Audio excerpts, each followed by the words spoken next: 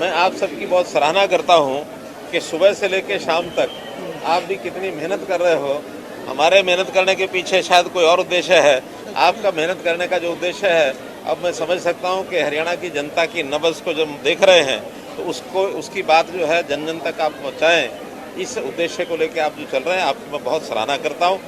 जहाँ तक इस 3 दिवसीय पलवल जिले का जो जनसंवाद का कार्यक्रम है, आज उसका दूसरा दिन संपन्न हुआ है। इन 2 दिनों में अब लगभग 5 कल गाँव थे और 5 आज भी हो गए हैं, तो 10 गांव हो चुके हैं। 5-6 गांव कल भी हो जाएंगे। शेड्यूल में तो 4 ही गांव होते हैं, लेकिन एक आध गांव रास्ते में और लोग जो मिल जाते हैं उनकी बात भी बीच में सुनते हैं। और सरकारी योजनाएं, आखिर इसका हेतु यही है कि हम जो इतनी योजनाएं नई बना रहे हैं, जो व्यवस्था परिवर्तन के काम कर रहे हैं और हर चीज़ में हम जो टेक्नोलॉजी का उपयोग कर रहे हैं, जनता को कितना इसका लाभ हुआ है, ये फीडबैक लेना एक हमारा मकसद है। उसमें बहुत ही एक आनंद का विषय है कि हर चीज़ लोगों तक पहुंच रही है, चाहे वो राशन कार्ड की बात है, चाहे आयुष्मान कार्ड की बात है, चाहे ओल्ड एज की अपने आप ऑटोमेटिक पेंशन बनने की बात है। ये सारे लाभ लोगों को मिल रहे हैं। हाँ, बहुत से लोगों को इन योजनाओं का जिनको जानकारी नहीं होती, वो भी हमें जानकारी होती है, तो हम उसकी लोगों को अवेयरनेस पैदा करने के लिए अपने कैंप लगाएंगे ताकि इन चीज़ों का लाभ लोगों को मिल सके। अगर किसी की शिकायत होती है तो तुरंत हम एडीसी को अथवा और जो संबंधित अधिकारी हैं उनको उसी समय बताते हैं ताकि उन समस्याओं का वो हल निकालें। हमें लोगों की सहायता करके और ऑनलाइन गुड्स यानी गवर्नेंस के नाते से जो काम हमने किए हैं उसका लाभ लोगों में पहुंचता देख करके हमको एक आनंद आ रहा है। ये बड़ी योजनाएं सर जो आई, बड़ी योजना जो आप लेके आए, विरोधी इन पर सवाल लगातार उठते थे, लेकिन अब हम देख रहे हैं कि जिस तरह से आप लोगों के हाथ उठाते हैं, लोगों का समर्थन जो मिलता हुआ नजर आता है, उसको देखते हुए क्या कहेंगे? नहीं, आप देखिए ना, यानी सरपंचों का ये ई टेंडरिंग का जो विषय है, और कितनी बार आप लोगों ने भी उसमें देखा होगा कि विपक्ष कभी कुछ हाथ उठाता है, कभी कुछ बात करता है, यानी सामने जनता में बैठे हुए लोग कितना समर्थन कर रहे हैं। और इवन सरपंच भी यहाँ कोई मुझे ऐसा नहीं मिला जो सरपंच ये कहता हो कि हाँ मैं जो है ई टेंडरिंग के विरोध में हूँ। अब सब लोग ई टेंडरिंग पर आने के लिए तैयार भी हो गए, सब ने अपने रेजोल्यूशन भी पास कर दिए हैं। अगर किसी क्षेत्र विशेष के अंदर कोई 5-10% ऐसे सरपंच होंगे भी सही, तो 90% या 95% सरपंच एक तरफ हो जाएंगे, तो 5% भी जनता के दबाव के सामने उनको झुकना पड़ेगा।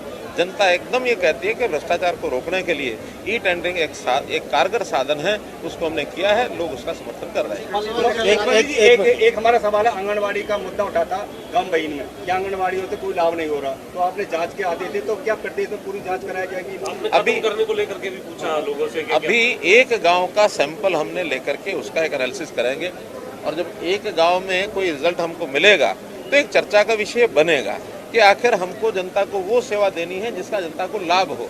जनता को लाभ नहीं है और उसका बहुत बड़ा एक पैसा अगर खर्च होता है तो जनता को लाभ क्यों नहीं हो रहा। पहला काम तो इसी पर हम काम करेंगे कि आखिर जिस उद्देश्य से, जिस मकसद से आंगनवाड़ी खोली गई हैं उनका लाभ जनता तक पहुँचे। बच्चों का जो हाइजीन का मामला है, बच्चों का जो उनके स्वास्थ्य की दृष्टि से उनको जो खुराक मिलती है वो उनको पूरी पहुँचे।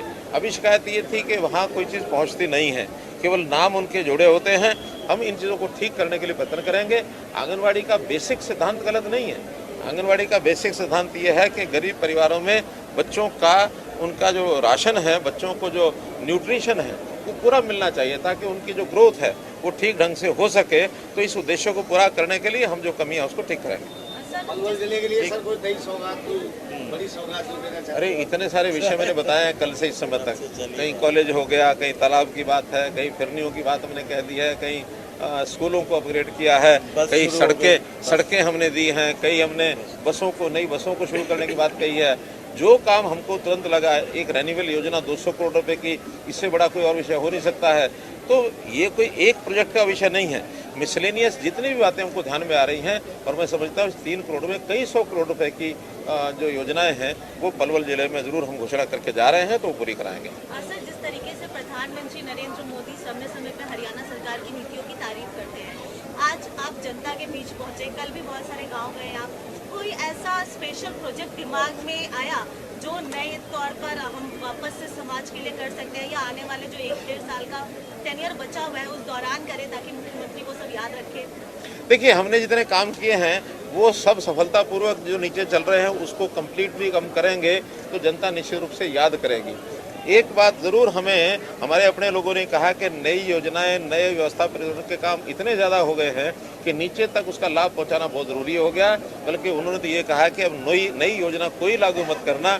हमने एक अपनी फाइल बनाई हुई है जिसका नाम रखा है 2025, और वो 2025 में ऐसी बहुत सी योजनाएं डाल के रखी हैं कि हम जैसे ही ये टर्म हमारी पूरी होगी, अगली टर्म में आएंगे, आते ही उन योजनाओं को लागू करेंगे और बहुत नई चीज़ें की जा सकती हैं। हमने बहुत की हैं, लेकिन जैसा कहते हैं स्काई इज़ द लिमिट, तो इसलिए बहुत नया कुछ करना है। जनता को आज जो तकलीफें हैं उनमें से भी हम रास्ते उनके निकाल करके, और जनता को लगे कि हाँ हमें घर बैठे सारी चीज़ें मिलती हैं। ईज़ ऑफ लिविंग एक बहुत बड़ा फैक्टर है, और हैप्पीनेस इंडेक्स ये अगला हमारा कार्यक्रम है कि हम अपनी जनता को कितना सुखी कर सकते हैं, इस इंडेक्स के आधार पर आगे बढ़ें। आपने महत्वपूर्ण घोषणा की है पलवल के लिए, क्योंकि एक छोर पर लगता है हरियाणा के ये जिला। आपने कहा है कि रेल जो है वो यहाँ से सीधे आप चंडीगढ़ तक चलाएंगे। ये प्रोजेक्ट क्या होगा, किस तरीके से इसको? देखिए, आपको पता है कि केएमपी चालू हो चुका है और केएमपी रोड ट्रैफिक को कवर कर रहा है। रेलवे ट्रैफिक यहाँ से सीधा कोई चंडीगढ़ के लिए है नहीं।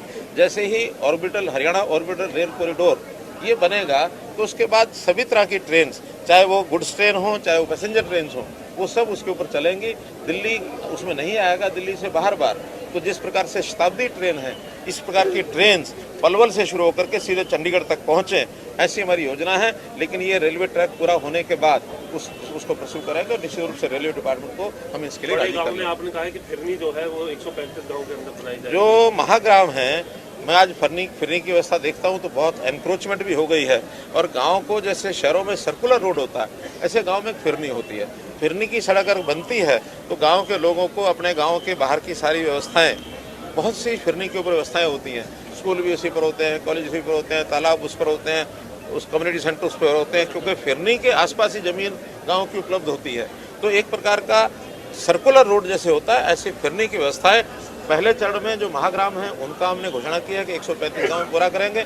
जैसे ही कंप्लीट होगा उसके बाद अगले नेक्स्ट लेवल जो गांव की आबादी के हिसाब से उसमें हम जाएंगे। चरण कब तक हो जाएगा? इस 2-3 महीने में इसकी योजना बन करके जब तक बनेगा बना लेंगे। धन्यवाद।